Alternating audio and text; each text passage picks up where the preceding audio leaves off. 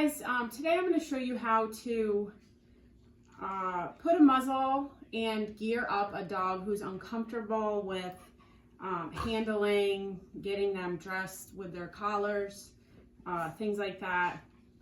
If you're even the slightest concerned, if the dog is uncomfortable with it, it's better to muzzle them, and then you can also work with them on becoming more comfortable with getting dressed and being handled and things like that.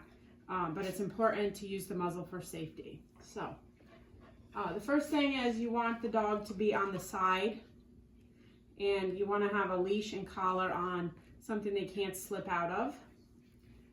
You want to keep your leash fairly short so you have control should they try to snap at you. Now, ideally, you want them to be muzzle conditioned, and Watson is, so he knows that the muzzle is a good thing. Muzzle, good. So I put it on, keep the leash short. I'm going to grab the straps. I still have control with the leash, and I'm keeping all the straps tight as I tighten them.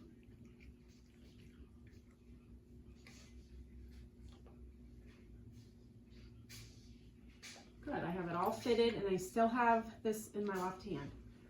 Good.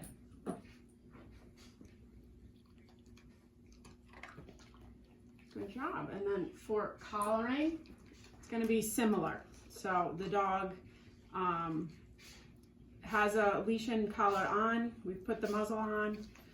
I want to always introduce this as a good thing also, because if it's something that they're concerned about, then it's just like muzzle conditioning, where you want to condition them to accept putting on the collar.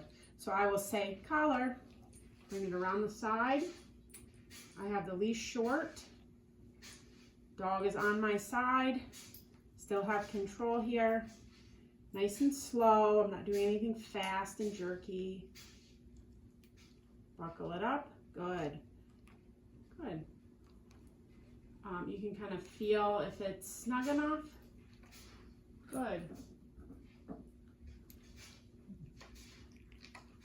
And with Watson, I don't want to have the food like in my hand or right in my pocket, because he's very, very food motivated. So as soon as I do the buckling, he's like looking for the food, and I don't want him snapping at me that way.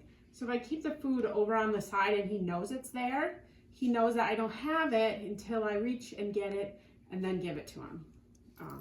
So again, the same thing. You don't want to be leaning over the dog when you put the collars on. That adds a lot more pressure. So if you're on the side facing like this way, putting the collars on, it's going to be less pressure on the dog. So same thing here. Checking all that. Good.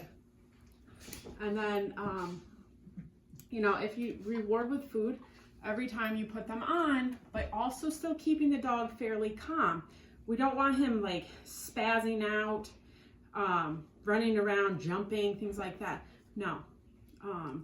We want him to be nice and slow and easy when we have to get him dressed. So getting the collars on, and then after, if you only feel like you need the muzzle for gearing, then you can take the muzzle off. It's going to be the same similar process in reverse. So we have the leash on, nice and snug, going for the buckle, unbuckling. Now the important part is to keep all the straps of the muzzle snug while you unbuckle and unclasp it. So it's off right now, but I have it all tight, so he has no idea that it's off. If he feels that it's loosened, they may try to bite you. Good. So, and then at the end, you just take it off. Good. Okay, so that's it, guys. I hope that was helpful, and I hope that helps you with working with your dogs.